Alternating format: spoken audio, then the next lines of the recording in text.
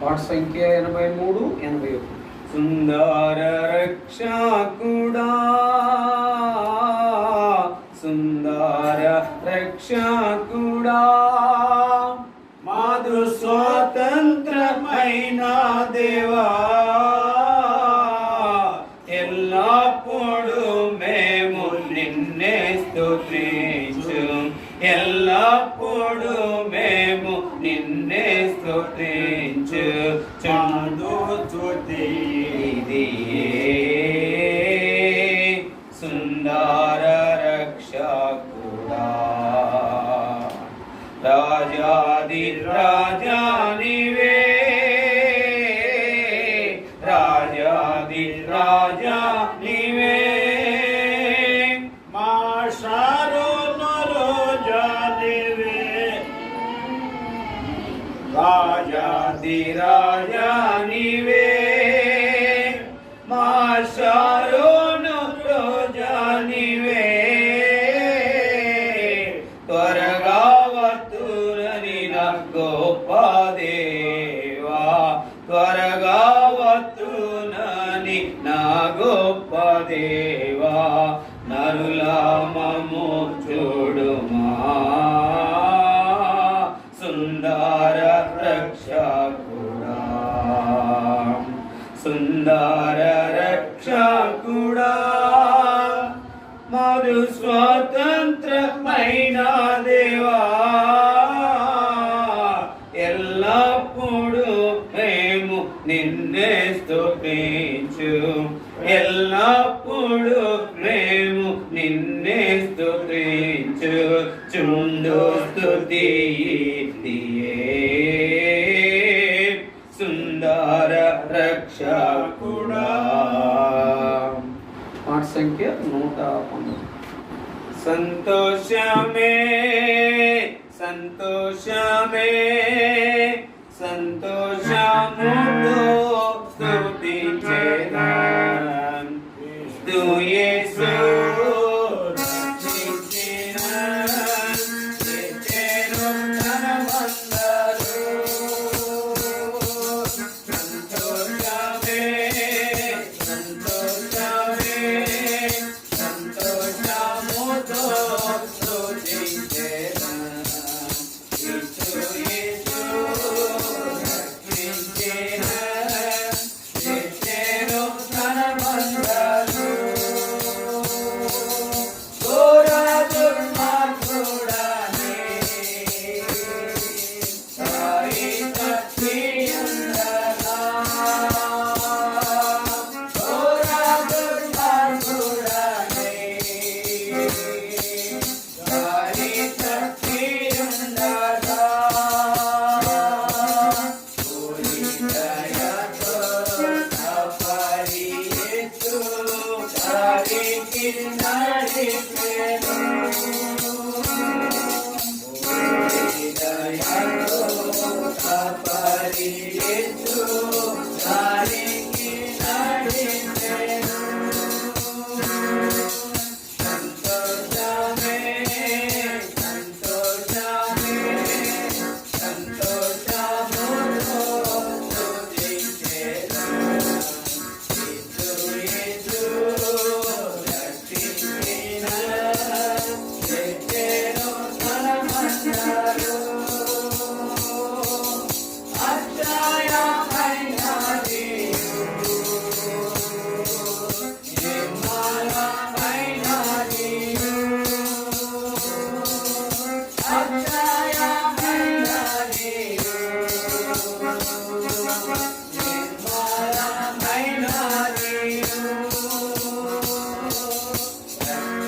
రక్షకుడేసు వాడబడని సత్యము నాకిచ్చును, రక్షకుడేసు వాడబడని సత్యము నాకిచ్చును.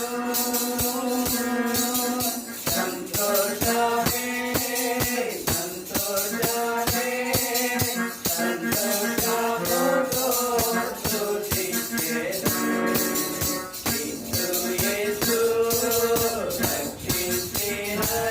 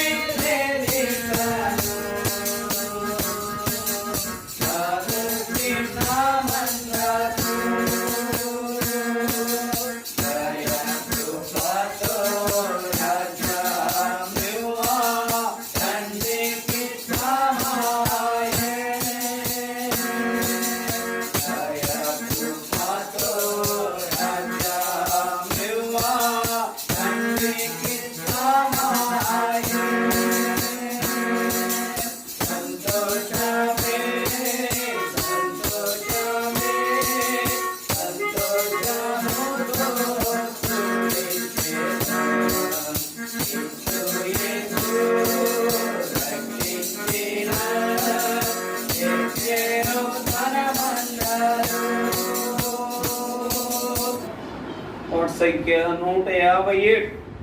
చివరిగా పాట సంఖ్య 157. మరో పాటల పుస్తకంలో 155, 157, 155. యేసునన్ ప్రేమించితివి ఆశ్రయము లేనప్పుడు నీ శరణు వేడగానే నా పాప భారము తొలగే. యేసునన్ ప్రేమించితివి నే దూరమైతే నీకు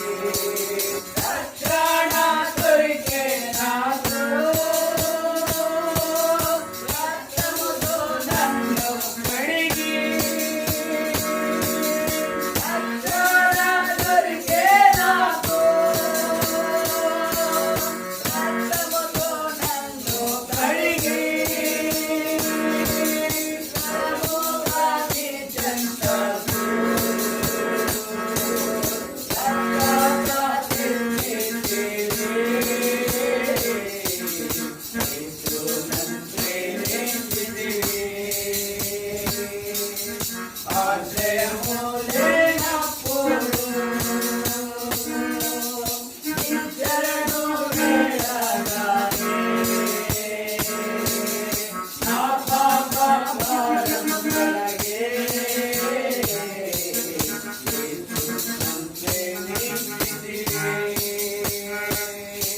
నేను వాక్యంలోనికి రాకముందు మనం బైబిల్ ఎత్తి బైబిల్ పనులు పాడుకుంటాం.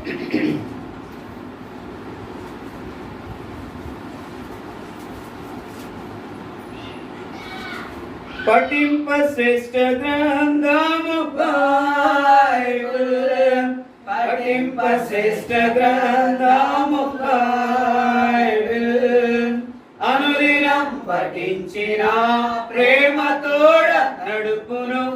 ఓ పఠింప శ్రేష్ఠ గ్రంథము బైబిల్.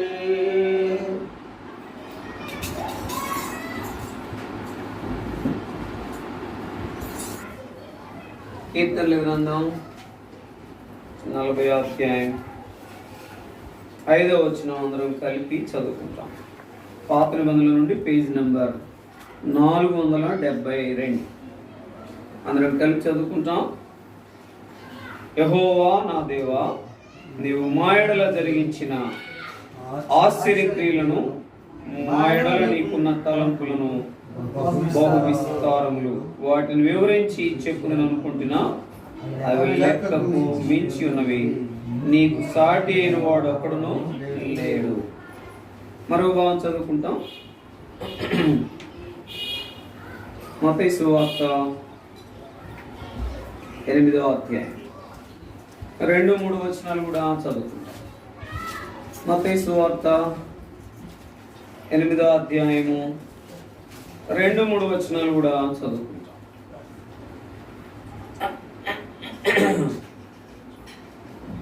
కృత నిబంధనల నుండి పేజీ నంబర్ 8వ అధ్యాయము 2-3 వచనాలను చదువుకుంటాం.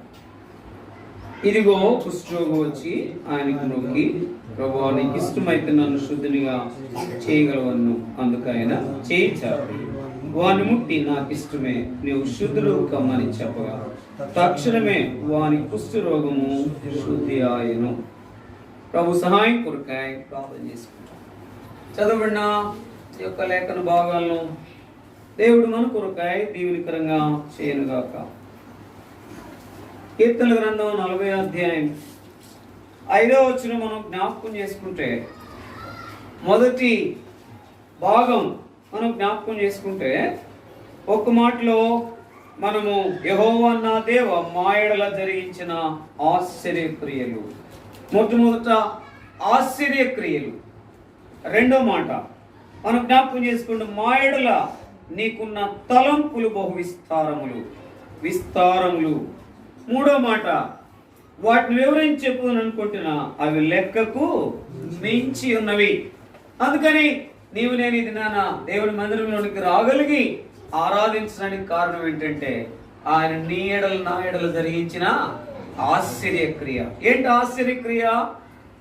ఆయన నీ కొరకే నా కొరకే ఈ లోకానికి అరుదించి, ఆయన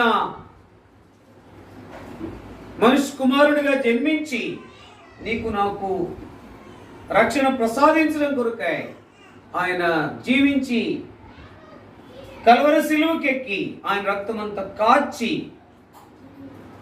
ఆయన ప్రాణం పెట్టిన వాడుగా ఉంటా ఉన్నాడు. అందుకొరకై ఎందుకు అంటే, ఈ ప్రపంచంలో ఏది చూసినప్పుడు కూడా ఈ కార్యం కింద మనం చూసామంటే అది నిజంగా ఇది ఆశ్చర్యమైంది. ఎందుకు ఆశ్చర్యమని అంటారంటే, దేవుడు నాకు ఇచ్చిన తలంపులో భాగంగా ఒక పాపిని ప్రేమించి ఆ పాపిని కొరకై ప్రాణం ఇవ్వటం అనే దానికంటే ఆశ్చర్యమైంది ఏది కూడా లేదు. అందుకనే ఆయన ఆశ్చర్యము, ఆయన ఆశ్చర్యకరుడు. అందుకనే ఆయన ఒక తల్లి గర్భములో ఆయన ఒదిగి ఆయన 9 మాసములు తల్లి గర్భం నుండి లోకానికి అరుదించి నీకు నాకు ఇచ్చిన ఆ గొప్ప రక్షణ కార్యాన్ని తలపోసుకుంటే అది ఆశ్చర్యం. ఆయన నీ కొరకే నా కొరకే జన్మించినాడు, ఆయన నేను నన్ను ప్రేమించినాడు అనే మాట మనం జ్ఞాపకం చేసుకుంటే ఇది ఆశ్చర్యం. అందుకొరకే ఈ ఆశ్చర్యమైనటువంటి విధానంలోనికి దేవుడు నేను నన్ను తెచ్చినాడు. ఒక పాపిని పరిశుద్ధునిగా చేసి ఆయన బిడ్డగా అంగీకరించి ఆయనతో అనే అనుభవంలోనికి మనల్ని తీసుకొచ్చినాడు. ఈ యొక్క ఉదయకాల సమయంలో జ్ఞాపకం చేసుకుంటే అందుకనే ఆశ్చర్యక్రియలు. ఎందుకంటే దేవా నీవు మా ఎడల జరిగించిన ఆశ్చర్యక్రియలు. మా ఎడల అంటే మనందరి ఎడల అయితే నీవు నేనేం చేయాలంటే వ్యక్తిగతంగా నా ఎడల చూపించిన నీ ఆశ్చర్యమైన కార్యం. అందుకనే ఆశ్చర్యకార్యమైన విధానంలోనికి వచ్చి దేవుడు నిన్ను నన్ను ఏం చేసినాడు, నీ నా పాపం అంతా తీసివేసినాడు. అందుకనే కుష్ఠరోగి ఏమంటున్నాడు చూడండి, మత్తయి సువార్త 8వ అధ్యాయం, మత్తయి సువార్త 8వ అధ్యాయము 2-3 వచనాలు ఎవరైనా చదవండి. 2వ వచనం, ఇదిగో కుష్ఠరోగి వచ్చి ఆయనకి మ్రొక్కి, ప్రభువా నీకు ఇష్టమైతే నన్ను శుద్ధినిగా చేయగలవను. అందుకు ఆయన చెయ్యి చాపి నాకు ఇష్టమే, చెయ్యి చాపి వాడిని ముట్టి నాకు ఇష్టమే, నీవు శుద్ధులు కమ్మని చెప్పగా.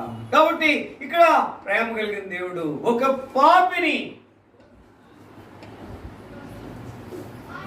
పరిశుద్ధులుగా చేసేదాని కొరకాయ తనకున్నటువంటి ఆ యొక్క కుష్ఠరోగాన్ని తీసివేసేదాని కొరకాయ ఒక మాట వాడుతూ ఉన్నాడు. ఏ మాట?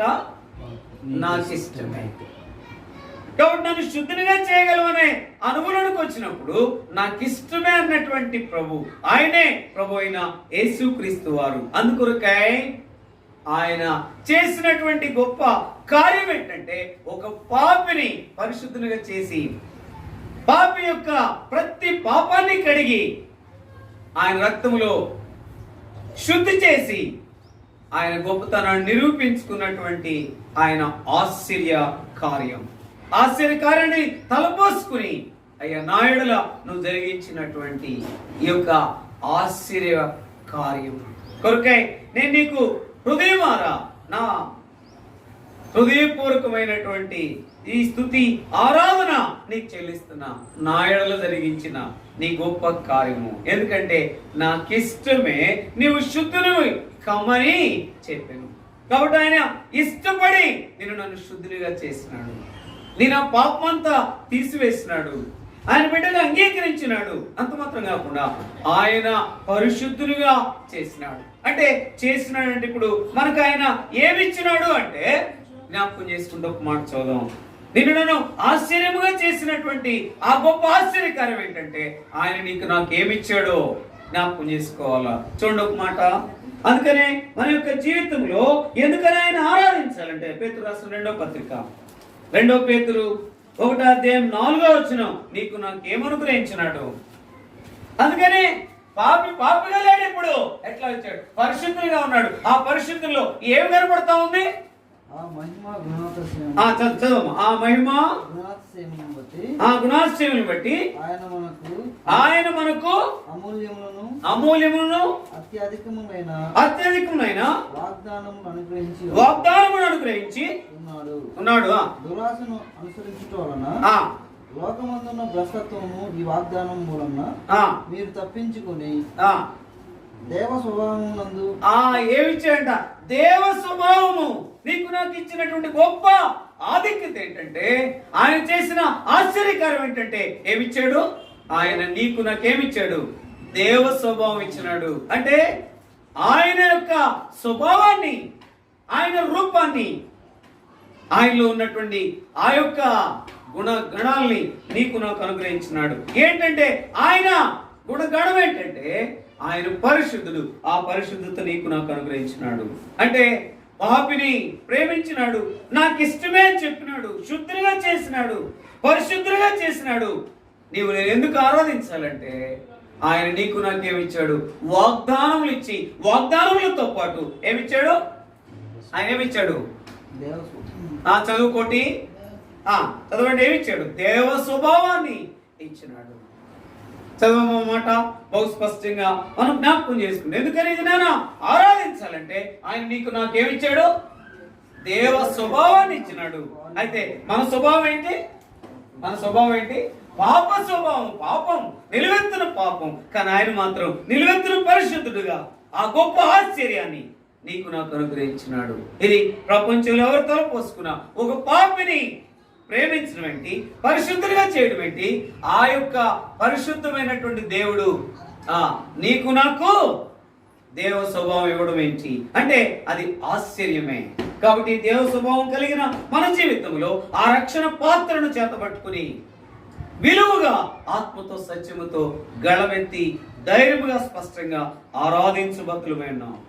అందుకే ఆయన ఆశ్చర్య కార్యము యెహోవా మా ఎడలను జరిగించినటువంటి ఆ మాట అందరం గెలుచుదామా? యెహోవా నా దేవా నీవు మా ఎడల జరిగించిన ఆశ్చర్యక్రియలను తలపోసుకుని ఆరాధించు బద్దులమైన ఆశ్చర్యక్రియలు ఏంటంటే పాపం పోయింది. ఆయన రక్తంలో నేను ప్రతి పాపాన్ని కడుగుతూ వచ్చినాడు. ఏంటంటే ఆ మాట మనం చూస్తూ వస్తే 2వ మాట చదివితే గనుక మా ఎడల నీకున్న తలంపులు బహు విస్తారములు, వాటిని వివరించి చెప్పుదని అనుకుంటున్నా అవి లెక్కకు మించి ఉన్నవి. వివరించి చెప్పాలంటే అవి లెక్కకు మించి ఉన్నాయి. ఎందుకు లెక్కకు మించి ఉన్నాయి అంటే నీ నా పాపాలు లెక్కించడానికి వీలు కానటువంటి పాపములన్నింటినీ ఆయన రక్తములో, ఆయన పరిశుద్ధమైన రక్తములో నిన్ను నన్ను కడిగినాడు. అందుకనే ఆయన చేసినటువంటి కార్యాలు అవి లెక్కకు మించి వివరించిందని అనుకుంటున్నా అవి లెక్కకు మించి ఉన్నవి. అక్కడ ఆశ్చర్య కార్యములు. దాని తర్వాత రెండో మాట అక్కడ జ్ఞాపకం చేసి మా యెడల నీకున్న తలంపులు బహు విస్తారములు. ఈ మాట నన్ను ఎంతగానో కదిలించేసింది. ఆయన నీ యెడల నా యెడల ఉన్నటువంటి ఆయనకున్నటువంటి తలంపులు అంట ఎట్లాంటి అంట బహు విస్తారములు. నా బిడ్డలు నశించుకోకూడదు, నా బిడ్డలు ఎల్లవేళలు నాతో పాటు ఉండాలి, నా బిడ్డలు ఎప్పుడు ఆశీర్వాదానికి వాగ్దానాలకి కారుకులుగా ఉండాలి, నా బిడ్డలు ఎల్లవేళ నా చెంత ఉండాలని తలంచినటువంటి అనుభవం. అందుకని ఆశ్చర్యం, ఆయన ప్రేమ, ఆయన యొక్క కృప, ఆయన యొక్క ప్రణాళిక, ఆయన చేసినటువంటి గొప్ప ఆ కార్యం, జన్మ, జీవితము, ఆ శిలువ మరణము, భూస్థాపన, ఆయన తిరిగి లేవడం, పరలోకానికి వెళ్ళడం, మళ్ళా తిరిగి రావడం ఆశ్చర్యం. అందుకొరకై నీవు నేను ఇలాంటి ఆశ్చర్యం పొందుకున్న మన జీవితంలో, దేవ స్వభావాన్ని పొందుకున్న మన జీవితంలో, వాగ్దానాలను పొందుకున్న మన జీవితంలో ఆయన గళమెత్తి ఆరాధించబద్దులమైన మొట్టమొదట నీవు నేను ఎందుకు ఆరాధించాలంటే ఆయన నీకు నాకు దేవ స్వభావాన్ని అనుగ్రహిస్తూ వచ్చినాడు.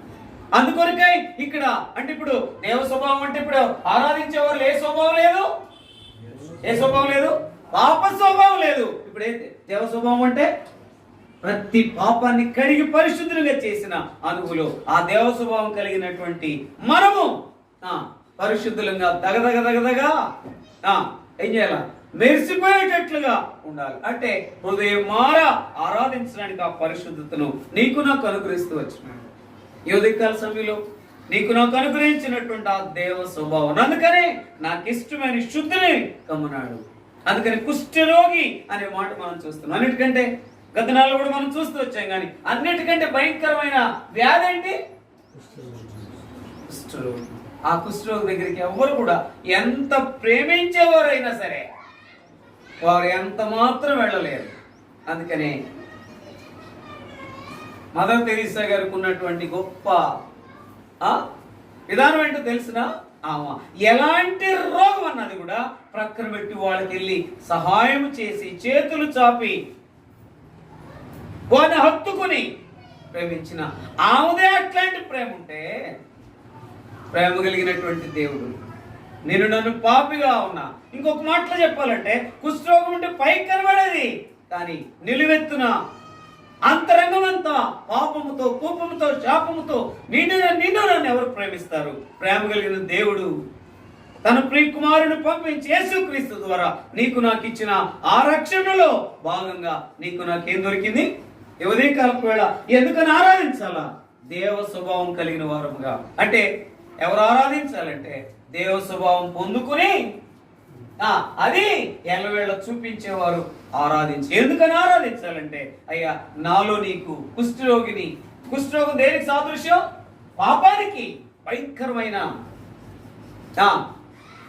3 విషయాలు. కుష్ఠరోగం ఒకటి భయంకరమైనటువంటి పాపాన్ని చూపిస్తుంది, రెండోది భయంకరమైన కంపును చూపిస్తుంది, భయంకరమైనటువంటి కలవరాన్ని చూపిస్తా ఉంది. కలవరం. నా ఫ్రెండ్ రాము అని ఉండేవాడు.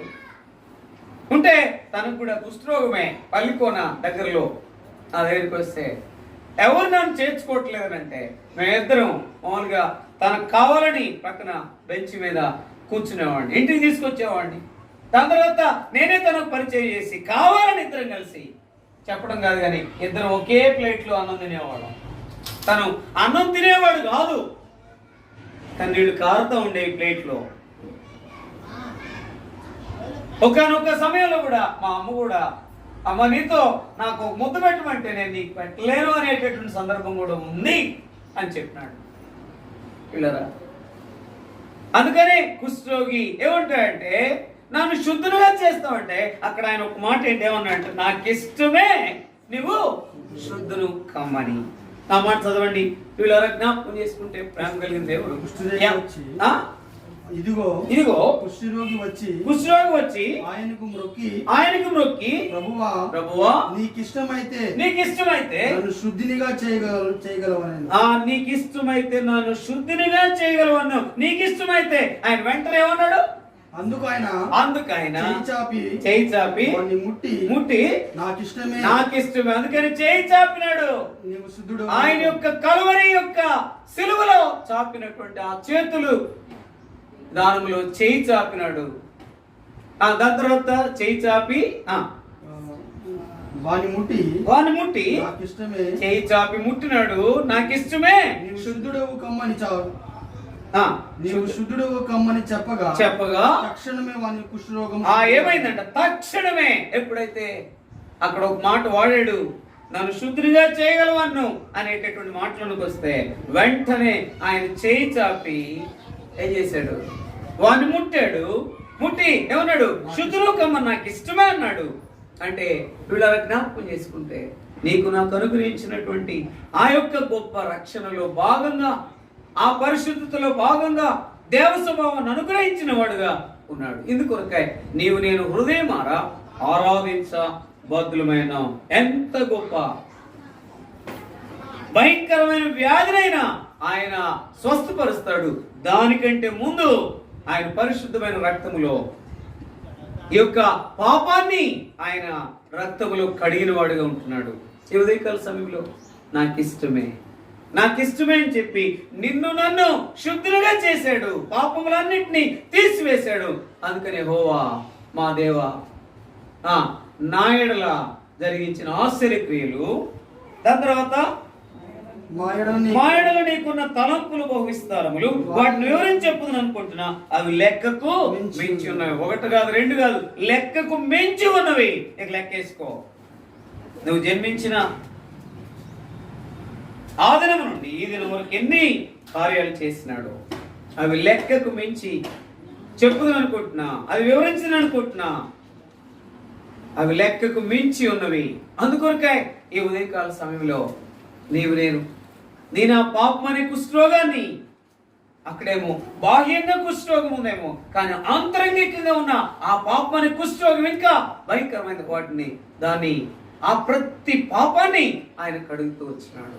కుష్ఠరోగి వచ్చి మ్రొక్కిన అనుభూలో నీవు నేను మ్రొక్కి ఆయన చేసిన ఆశ్చర్య కార్యాన్ని, ఆయనకున్నటువంటి తలంపులు బహు విస్తారములు అని తలపోసుకుని అవి లెక్కకు వివరించిందని అనుకుంటున్నా మించి ఉన్నవి అనే అనుభవంలోనికి మనం రాగలిగి ఆరాధిస్తాం. ఎందుకంటే ఆయన నీకు నాకు అనుగ్రహించిన దేవ స్వభావాన్ని జ్ఞాపకం పెట్టుకో. అందుకనే వ్యక్తిగతంగా మనం ఆరాధించబద్దులమైన 2వ మాట చూడండి. ఆ మాట మనం జ్ఞాపకం చేసుకుంటే కనుక ఒక మాట చూడండి. అందుకని కీర్తనలు 66 అధ్యాయం 4వ వచనం, కీర్తనల గ్రంథం 66 అధ్యాయం 4వ వచనం ఒక మాట చదవండి. యథార్థవంతులను కీర్తన గ్రంథం 66 అధ్యాయం 4వ వచనం చదవండి. సర్వలోకము నీకు నమస్కరించి నిన్ను కీర్తించును. నా నామమును బట్టి నీ నామమును బట్టి, నా నామమును బట్టి కాదు, నీ నామమును బట్టి నిన్ను కీర్తించును. కాబట్టి సర్వలోకం అంతా ఏం చేస్తాంట? నీకు నమస్కరించిన అనుభవం, కీర్తించేటటువంటి అనుభవం లోనికి దేవుడు నిన్ను నన్ను తెచ్చినాడు ఈ ఉదయకాల సమయంలో. అలాంటి సర్వలోకములో ఆయన నిన్ను నన్ను ప్రేమించి, అందుకనే మనము గత వారం మనం చూసినట్టు ఏంటంటే శాశ్వతమైన ప్రేమను ఆయన కనపరుస్తూ వచ్చినాడు. అందుకే నీకు నాకు ఆయన ప్రణాళిక చేసి ఏమిచ్చాడు? ఆయన ఆ దేవ స్వభావాన్ని దేవుడు ఆయన మనకు అనుగ్రహిస్తూ వచ్చినాడు. 2వ మాట చూడండి. జ్ఞాపకం చేసుకున్నందుకని సర్వలోకమంతా ఆయనకు నమస్కరించే భాగంలో, కీర్తించే భాగంలో మనల్ని ఉంచినాడు అనే దాని కొరకాయ దేవ స్వభావాన్ని ఇచ్చినాడు. అందుకని కుష్ఠరోగి నిజమైనటువంటి ఆయన యొక్క సంతోషానికి హద్దులు ఉండవని నేను అనుకుంటున్నాను. ఎందుకంటే తక్షణమే వాని ముట్టి వాని కుష్ఠరోగాన్ని బాగు చేసినాడు. మన యొక్క జీవితంలో ఎప్పుడైతే యేసు ప్రభువా నేను పాపిని, నా పాపాలు క్షమించమని అడుగుతూ వచ్చినామో తక్షణమే ఆయన పరిశుద్ధమైన రక్తములో కడిగి పరిశుద్ధంగా చేసి దేవ స్వభావాన్ని నీకు నాకు అనుగ్రహిస్తూ వచ్చినాడు. ఎంత గొప్ప ఆధిక్యత, ఎంత ఆశ్చర్యము, ఎంత విస్తారము! అవి వివరించదని చెప్పుకుంటున్నా, అవి లెక్కకు మించి ఉన్నవని దాంట్లో నిలిచి హృదయమార గళమెత్తి ఆరాధించ బదులుకుంటున్నాం. రెండు మాట చూద్దాం, చూడండి. మనం జ్ఞాపకం చేసుకుంటే కొలసీలకు రాసిన పత్రిక 3వ అధ్యాయం 9-10 వచనాలు చదవండి. కొలసీలకు రాసిన పత్రిక 3వ అధ్యాయం 9-10 వచనాలు చదవండి. ఒకనితో ఒకడు అబద్ధం ఆడకుడి, ఒకరితో ఒకడు అబద్ధం ఆడకుడి, ఎలయనగా ప్రాచీన స్వభావమును దాని క్రియలతో కూడా మీరు పరిత్యజించి జ్ఞానము కలుగు నిమిత్తము దానిని సృష్టించిన వాని పోలిక చొప్పున నూతన పరచబడుచున్న నవీన స్వభావం. కాబట్టి నిజంగా నేను జీవితంలో దేవ స్వభావం కాకుండా ఆయన నూతన పరిచినటువంటి ఆ నవీన స్వభావాన్ని దేవుడు నీకు నాకు అనుగ్రహించినాడు. అంటే దేవ స్వభావం పొందుకున్న అనుభవంలో ఆరాధించు. నీకు నాకు అనుగ్రహించిన ఆ యొక్క ప్రాచీన స్వభావాన్ని తీసివేసి నవీన స్వభావం ఇచ్చినటువంటి ఆ దేవుణ్ణి ఆరాధించు. అదే ఆశ్చర్యం, అదే విస్తారం, అదే లెక్కకు వివరించనని చెప్పుకుంటున్నా. అది లెక్కకు మించి ఉన్నామని కిందేమంటా అంటే నీకు సాటైన వాడు ఒకడును లేడు. ఆయనకి సాటైన వాడు ఒక్కడును కూడా ఈ లోకంలో ఏ దేవుడు లేడు. దేవుళ్ళు అనేక మంది ఉన్నారు కానీ సజీవుడైన దేవుడు, పాపిని ప్రేమించిన దేవుడు, సిలువకెక్కి ఆయన మరణించి 3వ దినాన సమాధించబడి 3వ దినాన తిరిగి లేచిన దేవుడు, ఆయనలాంటి దేవుడు ఎక్కడ కూడా లేడు. అందుకనే నీకు సాటి అయిన వాడు ఒకడును లేడు. అందుకే నీకు నాకు మొట్టమొదటిగా ఎందుకని ఆరాధించాలంటే ఆయన దేవ స్వభావం ఇచ్చినందుకు ఆరాధించు. రెండవదిగా ఆయన నీకు నాకు ఆ ప్రాచీనమైన స్వభావాన్ని తీసివేసి నవీనమైన స్వభావాన్ని, అంటే ఎవరు ఆరాధించాలి ఇప్పుడు? ప్రాచీనమైన స్వభావంతో కాదు, నవీన స్వభావాన్ని ఇచ్చి. కానీ మన జీవితంలో ఆ నవీన స్వభావం ఇచ్చినందుకు అందుకనే ప్రాచీన స్వభావం అంటే పాపమే, అబద్ధమే, మోసమే, అనేకమైనటువంటి క్రియలే. కానీ ఆయన నూతన స్వభావాన్ని ఇచ్చినాడు. నూతనంగా ఉండి ఆయన్ని హృదయమారా మనసారా ఆరాధించాలి. అందుకొరకే చూడండి ఒక మాట, కీర్తనలు 99వ అధ్యాయం 9వ వచనం ఒక మాట చదవండి. కీర్తనలు 99వ అధ్యాయం కోటి త్వర చదవాలి ఎవరో కూడా. కీర్తనలు 99వ అధ్యాయం 9వ వచనం. మన దేవుడైన యెహోవా పరిశుద్ధుడు, దేవుడైన యెహోవాను గణపరచుడి. ఆయన పరిశుద్ధ పర్వతం ఎదుట సాగిలపడు. ఎందుకని ఆయన ఎదుట సాగిలపడాలంటే ఆయన పరిశుద్ధుడు. ఆ పరిశుద్ధుడే నీకు నాకేమిచ్చాడంటే నేను ఆ ప్రత్యుతమైనటువంటి కుష్ఠరోగం అంతా తీసివేసి నాకు ఇష్టమే అని చెప్పి ఇష్టపూర్వకంగా నన్ను శుద్ధులుగా చేసి దేవ స్వభావం ఇచ్చి, రెండవదిగా నవీన స్వభావం ఇచ్చిన విధానంలో ఆయన ఏం చేయాలంట? పరిశుద్ధ పర్వతం ఎదుట ఏం చేయాలా? పర్వతం ఎదుట సాగిలపడే అనుభవం. అందుకని సాగిలపడిన అనుభవానికి మనం రాగలుగుతూ వచ్చినాం. ఆశ్చర్యం, విస్తారం అది వివరించిందని అనుకుంటున్నా. అవి లెక్కకు మించి ఉన్నవి అనే మాటను జ్ఞాపకం చేసుకుని మనం ఆరాధించబద్దులమైన. మొట్టమొదటిగా ఆయన నీకు నాకు అనుగ్రహించిన ఆ దేవ స్వభావాన్ని బట్టి, రెండవదిగా నీకు నాకు అనుగ్రహించినటువంటి ఆ దేవ స్వభావాన్ని ఇచ్చేదాని కొరకాయ అక్కడ నువ్వు జ్ఞాపకం చేసుకోవాల్సిన వాగ్దానం ఇచ్చి నెరవేర్చేటటువంటి దేవుడు నీకు నాకు దేవ స్వభావం ఇచ్చాడు. రెండవదిగా ఆ నవీన స్వభావాన్ని ఇచ్చినాడు. అంటే ప్రాచీన స్వభావం దాంట్లో 2 మాటలు మీకు జ్ఞాపకం చేసి చదవండి మాట. ఒకరితో ఒకడు అబద్ధమాడుకుడి, ఏలయనగా ప్రాచీన స్వభావమును దాని క్రియలతో కూడా మీరు పరిత్యజించి దాని క్రియలతో కూడా ఏం చేయాలంట? పరిత్యజించాలి. ఇంకెంత మాత్రం కూడా ప్రాచీన స్వభావం ఉండటానికి లేదు. ప్రాచీన స్వభావంతో ఒకవేళ ఆరాధిస్తే ఏమాత్రం ప్రయోజనం లేదు. ఏమాత్రం కూడా అది నీకు ఆశ్చర్యం అనిపించదు, విస్తారం అనిపించదు, అది లెక్కకు మించినట్టుగా నీకు కనబడదు. అందుకనే నవీన స్వభావాన్ని పొందుకున్న మన జీవితంలో ఆయన హృదయం మారా గళమెత్తి ధైర్యముగా ఆరాధించబద్దులమైన. ఇది రెండవది. మూడవది ఒక మాట చూడండి, మనం జ్ఞాపకం చేసుకుంటే చూడండి అన్నమాట. 2 కొరింథీ 6:18. అందుకనే ఇలాంటి అనుభవాలను తెచ్చి మళ్ళీ ఏం చేశాడు ఇప్పుడు చూద్దాం, జ్ఞాపకం చేసుకునండి. 2 కొరింథీ 6:18 చదవండి. 6:18. దేవుని ఆలయమునకు విగ్రహములతో ఏమి పొందిక మనము జీవము గల దేవుని ఆలయమై ఉన్నాము. మనము జీవము గల దేవుని ఆలయమై ఉన్నాము. అందుకు దేవుడు ఇలాగ సెలవిస్తున్నాడు, నేను వారిలో నివసించి సంచరింతును, నేను వారి దేవుడినైందును, వారు నా ప్రజలు. ఏంటంట, ఆయన మనకేమైనాడు? దేవుడైనాడు. ఆయన ప్రజలుగా చేసుకున్నాడు. అంటే మనల్ని ఏం చేశాడంటే దేవ స్వభావం ఇచ్చి, నవీన స్వభావం ఇచ్చి ఆయన ఆలయంగా చేసుకుని ఎక్కడ తెచ్చాడు? దేవుని ఆలయంలోనికి నిన్ను తెచ్చాడు. ఆలయముగా చేసుకున్నాడు. అంటే నిన్ను నన్ను ఆయన ఆలయముగా చేసుకుని ఆయన ఆలయంలోనికి తీసుకొచ్చాడు. అంటే ఆలయంలో ఉన్న వారందరికి ఇప్పుడు ఏముందనమాట? సంతోషం ఉంది, ఆనందం ఉంది, రిజాయిస్ ఉంది. ఒక మాటలో చెప్పాలంటే ఇంకా అక్కడ 4వ మాట చూసుకుని మనం ఆరాధనలో ప్రవేశిస్తాము. నీకు నాకు అనుగ్రహించిన ఆ గొప్ప ఆశ్చర్యంలో భాగంగా దేవ స్వభావం, ఆ బహు విస్తారమైన దాంట్లో దేవ స్వభావం. 2వదిగా నవీన స్వభావం. 3వదిగా ఆయన ఆలయముగా చేసుకుని ఆయన మనకు దేవుడైనాడు. ఆయన ప్రజలుగా మనల్ని చేసుకున్నాడు. ఎంత గొప్ప భాగ్యం, ఎంత గొప్ప ఆధిక్యత. అందుకని వారు ఏం చేస్తున్నారు? మనం జ్ఞాపకం చేసుకుంటే ఒక మాట చదవండి. చూడండి, కీర్తనలు 95 6-7 ఒక మాట చదవండి. కీర్తన గ్రంథం 95 6-7 త్వరగా.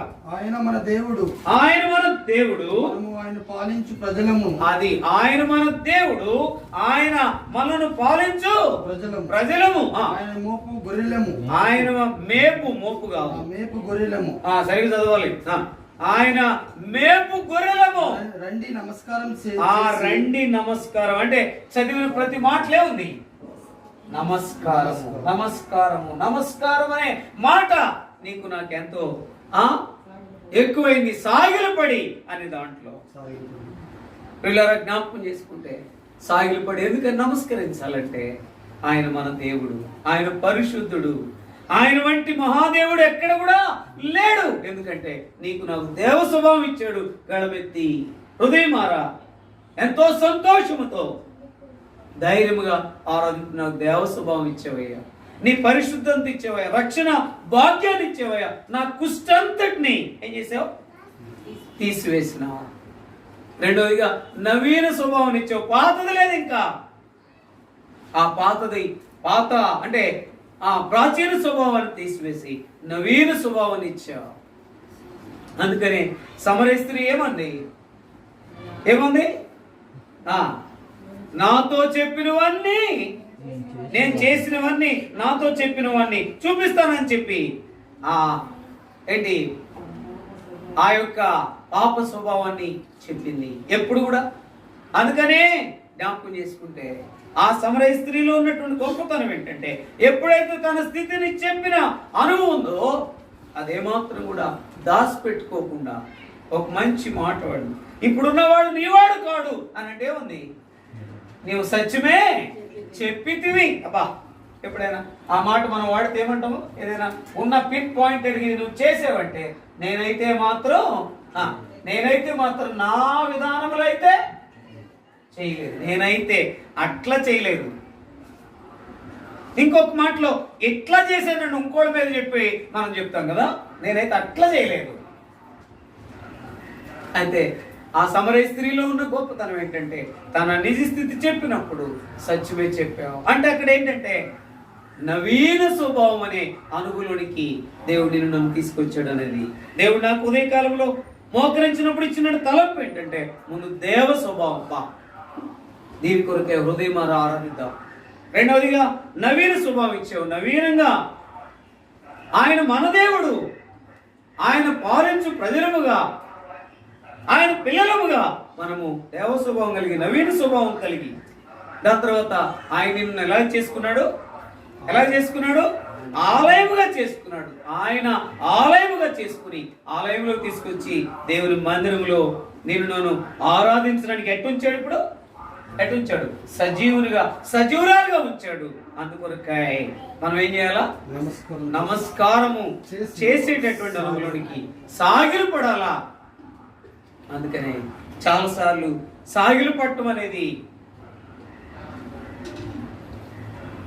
హిందువులుగా చాలా మంది దేవుని ఆ గుడికి వెళ్ళినప్పుడు, ఆలయంకి వెళ్ళినప్పుడు ఏం చేస్తారంటే వాళ్ళు సాష్టాంగపడి పడేవాళ్ళుగా ఉంటారు. అంటే మొత్తం నేలకి పడేవాళ్ళుగా ఉంటారు. అంటే వారి యొక్క నమస్కారం, ఆ సాష్టాంగ పట్టడం అనేది అలాగా చేస్తారు భక్తిని. అయితే నీవు నేను నిజంగా సాష్టాంగపడి నమస్కరించేటటువంటి సాగిలు పడే అనుభవం ఏంటంటే హృదయమారా ఆరాధించు. నీకు నాకు ఇచ్చిన దేవ స్వభావం, నీకు నాకు ఇచ్చిన నవీన స్వభావం, నేను నన్ను ఆలయముగా చేసుకున్నందుకు. 4వ మాట చూసుకుని మనం ముగింపులోకి వస్తాం. చూడండి, ఒక మాట మనం జ్ఞాపకం చేసుకుంటే ఒక మాట చదుదాం. గలతీయులకు రాసిన పత్రిక 5వ అధ్యాయము 1వ వచనం. గలతీయులకు రాసిన పత్రిక 5వ అధ్యాయం 1వ వచనం. ఈ స్వాతంత్ర్యం అనుగ్రహించి క్రీస్తు మనలను స్వతంత్రులుగా చేసి ఉన్నాడు. క్రీస్తు మనలను స్వతంత్రులుగా చేసినాడు. కాబట్టి మీరు స్థిరముగా నిలిచి మరలా దాస్యమును కాడి క్రింద చిక్కుకొనకుడి. ఏంటంట? మనను స్వతంత్రులుగా చేశాడు. మరలా దాస్యం అనే కాడి క్రింద చిక్కుకోకుండా ఉండాలి. అందుకని 4వ తలంపు ఏంటంటే, 4వ మాట ఏంటంటే, నేను నన్ను ఏం చేసినాడు? స్వతంత్రునిగా చేసినాడు. మొట్టమొదటి దేవ స్వభావముగా చేసినాడు. ఆ దేవ స్వభావం కలిగిన అనుగులో ఆరాధించాడు. రెండవది నవీనంగా చేసినాడు. ప్రాచీన స్వభావం తీసివేసినాడు, నవీనమైన స్వభావం ఇచ్చినాడు. నవీనంగా ఆ స్వభావం కలిగి ఆరాధించు. మూడవదిగా ఆయన ఆలయముగా చేసుకున్నాడు. ఆలయముగానే దేవుని మందిరంలో మన దేవుడు పరిశుద్ధుడు. అందుకని ఆయన మనం ఏం చేయాలంట? నమస్కరించి సాగిలు పడే అనుభవంలోనికి వస్తాము. అందుకని 4వ తలంపు ఏంటంటే, ఆయన మనల్ని స్వతంత్రులుగా చేసినాడు. అయితే మనం ఏం చేయాలంట? ఆ స్వతంత్రులుగా చేసుకున్న విధానంలో మళ్ళా దాస్యం అనే కాడి క్రిందకి వెళ్లకుండా ఏం చేయాలా? మనం స్థిరముగా ఉండాలి. స్థిరపరిచినాడు ప్రభులో, మనల్ని స్థిరపరిచినాడు. ఇప్పుడు ఎవరని చెప్తాం మనం? ఆయనలో మనం స్థిరపరిస్తే ఇప్పుడు ఏం చెప్తాం? మేము ఆయన బిడ్డలు. కనుక ఆయన కొరకే ఆరాధన. ఎందుకంటే ఆయన కొరకే ఎదురు చూస్తా ఉన్నాం.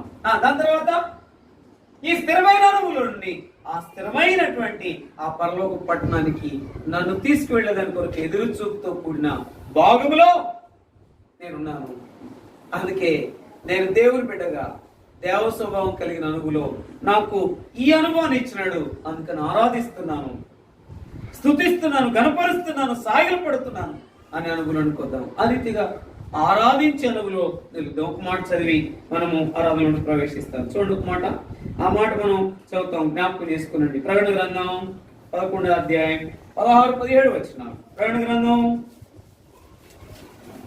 11వ అధ్యాయం 16-17 వచనాలు. త్వరగా చదవండి. అంతటా దేవుని ఎదుట సింహాసనాసీనులకు ఆ 24 పెద్దలు సాష్టాంగపడి దేవునికి నమస్కారము చేసి వర్తమాన భూత కాలాల్లో ఉండు దేవుడు అయిన ప్రభువా, సర్వాధికారి, నీవు నీ మహాబలమును స్వీకరించి ఏలుచున్నావు గనుక మేము నీకు కృతజ్ఞతాస్తుతులు చెల్లించున్నామా. 16-17 చదివాము రెండు. కాబట్టి అక్కడ మేము నీకు కృతజ్ఞతాస్తుతులు చెల్లించున్నాం. ఎందుకంటే మమ్మలను స్వతంత్రులుగా చేసినావు.